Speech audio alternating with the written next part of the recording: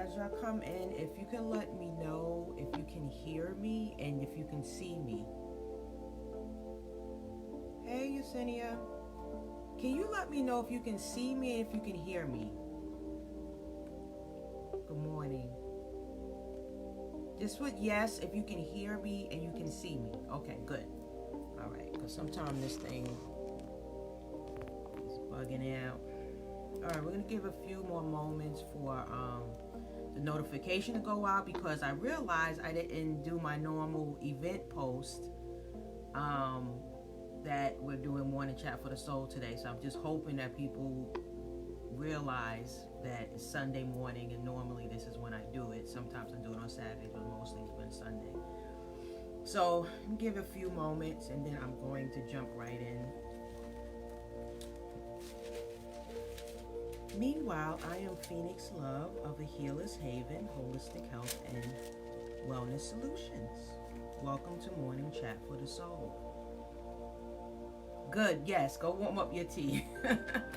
Get your tea, get your water. I'm actually drinking just plain water because I actually was up very early this morning praying and meditating, and I had my little detox tea, which is basically apple cider vinegar, lemon, and hot water.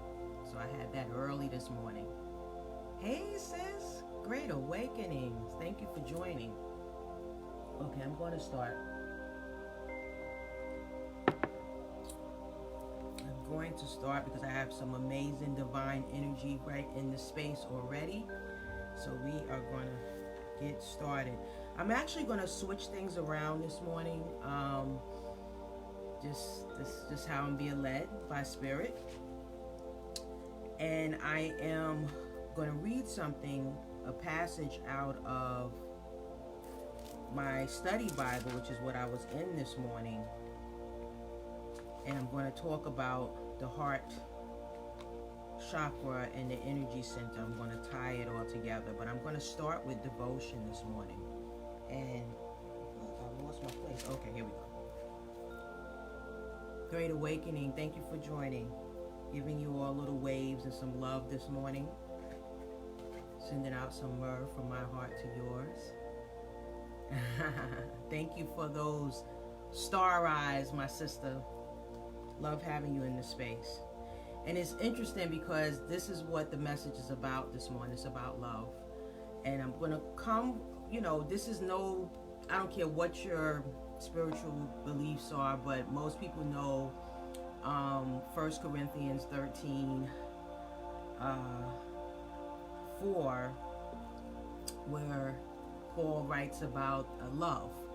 And that's the love is kind, love is, never fails. So I'm just going to break it down a little bit to start off. So I'm going to start off with devotion. Usually I end with devotion, but again, I'm being led by Spirit. So this was very powerful because it really got a little deeper on what that scripture really is all about. So it says, love suffers for a long time. Our modern throwaway society encourages us to get rid of people. Let me just turn this down a little bit because I want y'all to hear me. To get rid of people in our lives who are difficult to get along with, whether they are friends, family, or acquaintances. And we were talking about this last week. This is what's interesting. Yet this attitude runs in complete contrast to the love described by Paul, which is, agape love. And that's really what this is about. True love puts up with people who would be easier to give up on. Love does not envy. If our love is directed toward others, we will rejoice in the blessings they receive rather than desiring those blessings for ourselves. Fundamentally, the selfless love that God calls us to does not involve pride or glory. It does not parade itself, and it is not puffed up. In fact, true love does not seek its own. If we truly love others, we will set aside our own plans, agendas, and entitlements for the good of another. Love is not provoked. That is, love is not easily angered or oversensitive. When we truly love others, we are careful not to be touchy concerning other people's words or actions towards us. Ooh, that's hard. Love does not rejoice in iniquity, but rejoices in the truth. The godly love described in this chapter has nothing to do with evil, but has everything to do with what is right and true. It believes all things and hopes all things. This does not mean that love is blind or naive. When we love, we may recognize problems and failures in people, but we do not lose faith in the possibilities of what people might become. Love never gives up, knowing that God can change lives for the better. Finally, love endures all things. Love accepts any hardship or rejection and continues unabated to build up and encourage. The love described by Paul in this love chapter means determining what is best for another person and then doing it. This is the kind of love that God shows us. So I wanted to start with that scripture, and then again the more in-depth kind of exhortation of it or meaning of it, because it was placed on my heart. I was really looking at the heart chakra and how it is the center of everything, right? Our heart is where we give love, we receive love. And the interesting thing about the heart chakra is always opening and closing, depending on the experiences that we are having on a day-to-day basis. Sometimes hour to hour, minute to minute, right? So for example, we can be going along, having a wonderful day, just expressing love, loving on other people, loving on ourselves, feeling good. And then we get a phone call from somebody, a family member, friend, whoever, and they just say something that just really gets under your skin. Your heart was open all day long, and then you get that phone call, and your heart chakra just goes, whoop, closes right up at that moment. And this happens all the time. And this is why it's so important for us to be doing ongoing healing. Because as much as everything that I just read about love enduring, love suffering, love never fails, how it should be, right? We know that as, we're spirit beings, we're energy beings, but we are living in this flesh, human body and living out this human experience, which means it's not always easy to practice this type of love, which is agape love. It's ideal. It's certainly, aspirational. Is something that we want to aspire to, but it's not always the reality every single day. This is something that we have to work at, right? All of us, because I was reading this morning. I was like, ooh, I wish I could do that all the time, but I know that is not always the reality, right? So what happens, because we do, and I know most of the people in this community, you're here for a reason. You're here because you're on your spiritual journey, you're on your healing journey, you're awakening, you're trying to improve yourself in every aspect of your life, that you want to be this person, to be able to practice this kind of love on a regular basis, right? So sometimes that alone can weigh on us. Sometimes that can be part of the opening and closing of our heart chakra and our heart energy center, right? And think about the heart chakra. It's the fourth chakra. It's right in the middle of our upper chakras and our lower chakras. And what happens many times, we are either stuck down in our lower chakras because we have been through some things, maybe trauma, maybe even medical and physical things that are happening. So we're stuck down in that area, and those chakras are out of alignment, or we are completely up in our upper chakras where we are disconnected from the lower ones. So there's still an imbalance. And right in the middle of that is our heart chakra, our heart energy center, right in the middle, trying to keep everything in order. It is the connector between the two. Why? Because this is where we practice and learn to be able to navigate through the world, through our experiences, how to love ourselves, how to love others, how to love God. So this chakra and this heart energy center is so powerful. And this is where we learn, really, and some of it is unlearning how we've been programmed how to really kind of navigate this world, but how we learn how to heal ourselves. Because if you think about it, and there's actually a scripture about this, like out of the heart, right, the mouth speaks. So whatever's in our heart, whatever we're feeling, whatever is going on inside of here, it's going to come out of our mouths. It's going to show up in our behavior. It's even going to, influence our thoughts and vice versa. So we have to be very, very mindful of what are we feeding our heart? What are we allowing into our heart energy center? What are we allowing into our heart space? Right? Because this is a two-way communication that happens. Just like anything else. It's a two-way communication. And there's a lot of things that happen even just throughout a day that we have to learn how to practice breathing through it. I'm just going to say that, okay? Because there's meditation, of course there's the foods we eat, all the things that we talk about in this group as far as from a holistic perspective on how we heal. But when we're dealing with this heart energy center, it's a lot of fragility there. We have to take extra care. And this requires, and this is why I say with meditation is not just sitting in lotus position, and it really involves being active throughout the day of monitoring how the air and the breath is circulating throughout the day, especially through our heart energy center. Because there are things that happen that we have to learn how to breathe through right away. We have to release that out of our heart center, because what happens is if we don't, it starts to get stuck, not only in the heart, but everywhere throughout our body. And this is really part of the work that I do. And many of you that practice Reiki, this is, any type of energy healing, actually, not just Reiki, but any type of energy healing, this is the work.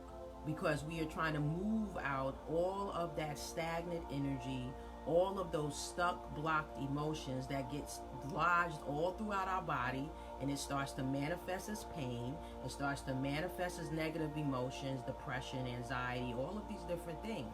Guess where it starts? Right here, the heart energy center. Because again, what did I say? The communication is flowing both ways. So we're taking in things and we're putting things out.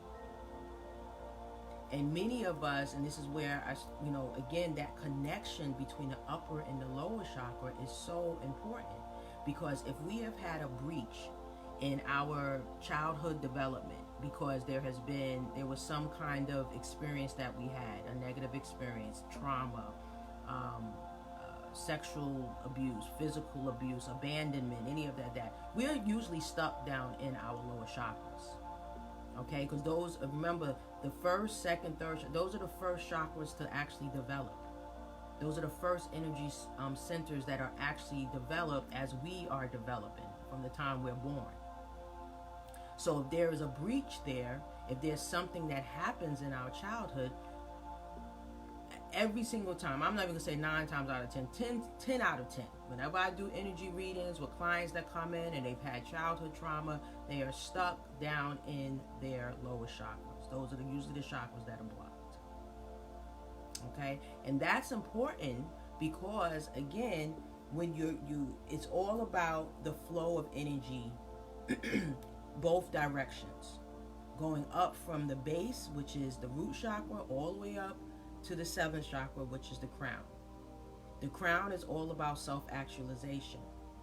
But right there in the middle, where does everything have to pass through? The heart chakra, the heart energy center. Because this is where we give love, we receive love, it opens, it closes. So we always want to be open. And I think but I know we are not taught. First of all, we're not taught about the energy system at all, right? So many of us are just learning about this in our adulthood. But second of all, we are not taught that we can let go of every experience once it happens, even good ones. It's meant to flow. We're not meant to hold on to anything in our heart. Not like that. It's meant to be a constant circulation. And I think the more we understand that, whether we have a good experience or a bad experience, if we just let it flow through us, we experience it, that was for that moment, then we move to the next moment. That was amazing. I had a great time. I loved how I felt at that moment. Let it go. Oh, that was terrible. That hurt my heart. It made me feel sad. It made me feel terrible. Let it go. But we don't do that. We want to hold on. I just want to hold on to that feeling. It was so wonderful. And you hold on to it. And you stick it up in there. And it's there. That's a good feeling. Then something bad happens. And you just hold on to it. And you keep replaying it over and over and over again in your mind. Because the mind is going to cooperate. The subconscious mind loves this stuff. That's what it does. That's his job. I'm going to hold on. Right? And guess what? You hold on to it. And it's stuck there. It's stuck here. It's stuck there. It's stuck down here. And then 20 years later, 30 years later, 15 years later, you're still holding on to those experiences. And it's starting to show up in other ways. Out of the heart, the mouth speaks. Out of the heart, the wellspring of the issues of life manifests. It's real. So we have to learn how to let every experience just flow through us. And that's something, I'm not saying it's easy, but it's definitely something that we as, spirit beings, energy beings, that's living out this human experience, that we allow these things to manifest in our lives by practice. Because when we have blocked energy in our bodies, especially in our heart energy center, it's going to be very difficult for you to realize your divine potential and purpose on this earth. Because it starts to show up everywhere. It shows up in our relationships. It shows up in our work. It shows up in our business. We're in school. How we show up in the world. And that's not something that we want. So I'm going to share one other thing with you. It was interesting when I was reading my Bible. In my Bible, I keep a card, and it's a card that I gave to my grandmother. My grandmother, I think I've spoken about my grandmother before. My dad's mom, she pretty much raised me. My dad and mom were teenagers. They had me. Grandma had to step in and be mama. And she just was near and dear to my heart. And I keep this card that I gave to her when I was in college, in undergrad. I guess I was about 18 years old, 19. I don't even remember how old, 17 or 18. And this is the card. I'm just going to show it to you. If you see, it's a little girl picking her nose. So, but that's the kind of relationship we had. We had an awesome relationship. And just talking about the Heart Energy Center, that was, my grandmother passed when I was 19. I was in college. And I looked at the date. And this is how I'll tell you how God works, how spirit works. I looked at the date. Something just told me, let me open it up, let me read it. I'm sending her pictures. It's like some pictures. Y'all want to see me in my early 90s look. I looked at that. I said, oh, wow, flashback. But I read the card, and I looked at the date. It said 10/29/91. And that was the year before she died. And I read it, and I'm going to share it with you guys, because I want you to understand about this Heart Energy Center and how things could get stuck. And I didn't even realize it, but, again, this is how God works. It said, to Grandma, I just wanted to apologize for last Sunday. I appreciate you getting the food for me. I'm sorry that I wasn't able to make it. I won't be home again, probably until Thanksgiving. But I want you and Lori is my aunt, her daughter, to come here and visit. I'll be in touch. And, said love. And then I looked at that. I said, oh my goodness. That was the year before she passed away. She was already sick. She died of cancer, breast cancer. And, I got a little teary-eyed because I realized that part of what was going on, I was a sophomore in college at the time, and she died my junior year. And I did not get to say goodbye to her. I did not get to see her before. I mean, we saw each other, since I had sent that card, but there was, it was brief because I was away at school. And I was like, oh my goodness. And I realized at that time I never grieved. I never grieved her at the time. I didn't know anything about grief counseling and bereavement counseling or anything like that. But I never really grieved her death. And here it is 28 years later. I can look at that and read it, and it resonates with me. It builds up something. I get all of the feelings. I still cry. And I said, wow, even though I did heal, later on, it's just amazing how, like I said, those experiences can come up and it can close your heart right away. Because what I realized, and this is what I was talking about, self-actualization, that growth and that development and that energy flow. When I was 19, my heart closed when I lost my grandmother. And I understand that now. And it kind of set a path for pretty much a large chunk of my adult life until I had to go through some things so I can do my healing.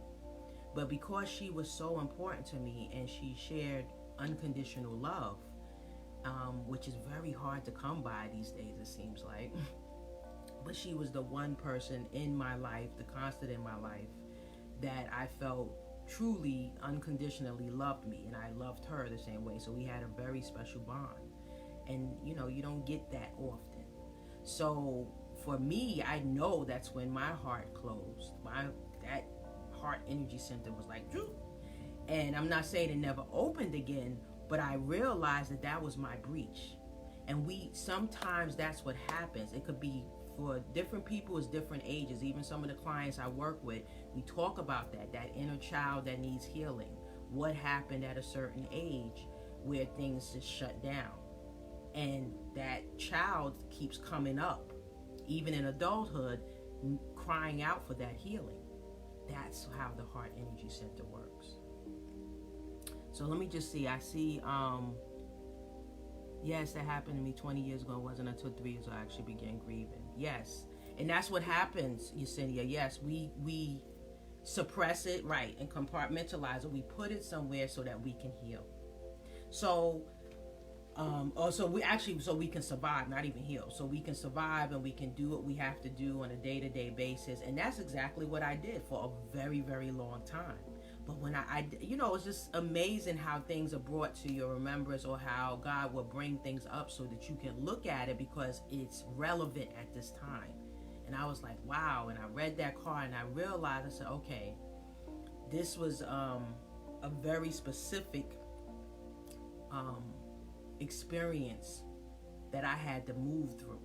And that's what he wanted to show me, because it also shows us what we are capable of healing from, no matter how difficult it is. Because that, to me, was one of the most difficult things ever in my life to this day.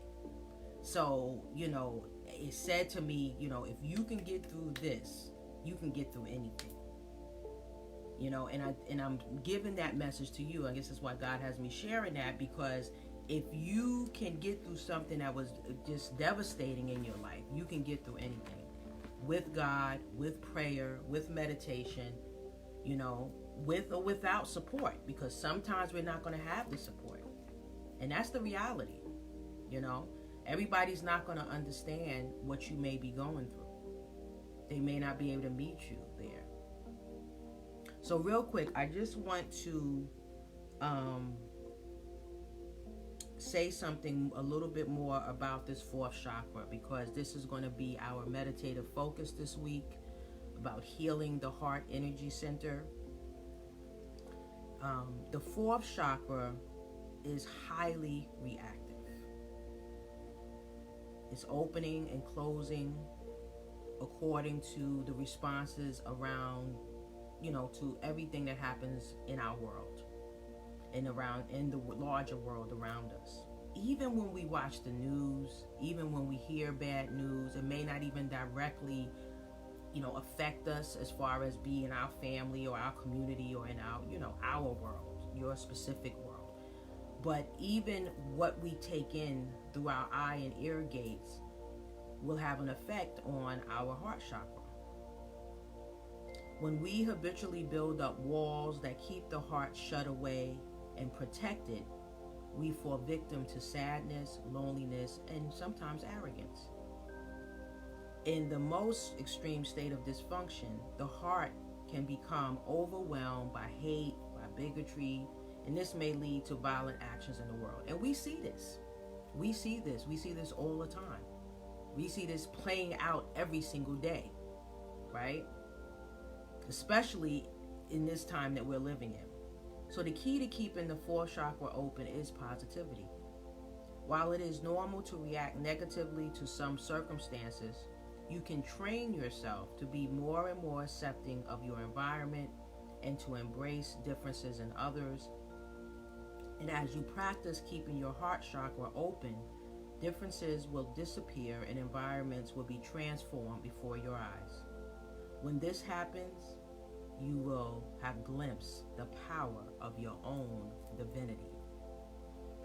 And I thought that was so powerful because, again, what are we trying to do? Self-actualize, be of a higher consciousness, keep our soul open and free. And that starts right here in that heart energy chakra. The heart chakra is very powerful, and again, it has a lot to do with just being open in general. That doesn't mean being naive. It doesn't mean not having boundaries. In fact, that's where those things come in. being aware, the spirit of discernment, being watchful, but it's also making sure that you are always connected to the divine, because that's what's going to help to protect your heart in the first place. So you don't feel that you always have to have it closed and you have to hold on to every experience, and then it shows up as blockages in your body. Okay? So I want to, yes, exactly, Carmen. Thank you for saying that. She says, shutting out my heart has been my way to stay safe. That's exactly what we do. That's exactly, and see, many of you that are in here are in this community are empaths, you're introverts, you have a lot of sensitivities. So, those they're definitely gifts, but we know that you have to have a higher level of spiritual practices and a higher level of taking care of yourself. At the highest level. That self-love, that self-preservation, preserving your energy, it has to be at the highest level, right? And that's what we normally do. And I had dinner with a friend this past week, and lunch with another friend, and we would the same conversations, right? Because birds of a feather tend to flock together, so we're all kind of similar, right? Either empaths or introverts, and we're entrepreneurs, we're in the helping profession. So that's what we do. We normally go and retreat. We close our heart off as soon as something happens, as soon as an offense, as soon as somebody says something, as soon as somebody do something. Why? Because our antennas are always out.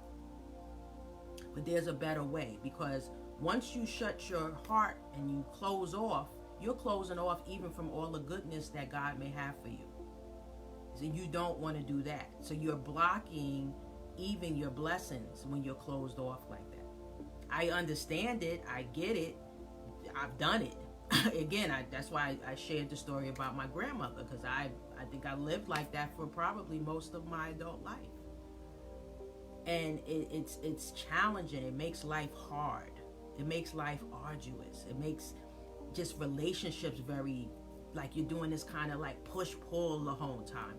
I was like, no, I don't want to live like that. I want to be able to love freely and be loved freely. And that's not easy. but it's doable. So I want to share really quickly before I wrap up that especially for my ladies out there, because there's mostly women in this group. Men, don't worry, I got something coming for you as well. But I have a women's healing and support group that I'm doing at my Valley Stream office in New York. So if you are in New York, especially if you're in Long Island, Queens, even Brooklyn. I have some people coming from Brooklyn. It's a small, intimate group. I have a whole curriculum and wonderful things that we're going to be doing. And a lot of it is going to be focused around the heart energy center and the chakra, the heart chakra, and healing the chakra. Because when you get in alignment, this helps you to be able to protect yourself, have that shield of protection, so you don't feel that you have to close up. So these are some of the things I'm going to be teaching more about our energy system, doing meditation, sound baths. I mean, it's going to be amazing.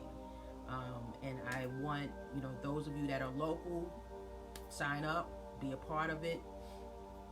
I am going to be doing some online stuff as well, mostly probably like in September, and that's for everybody else on the energy system and and healing the chakras. So just stay tuned. There's a lot of great things coming.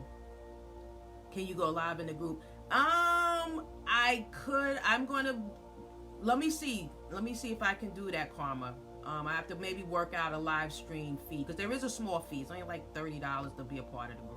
So I may have to work something out, but I'll try to see what I can do. Maybe I'll do one session like that. But I want to protect the privacy of the women, because we are going to be talking about some sensitive matters. So I'm very mindful of confidentiality. One, because I'm a licensed clinician, so I have to.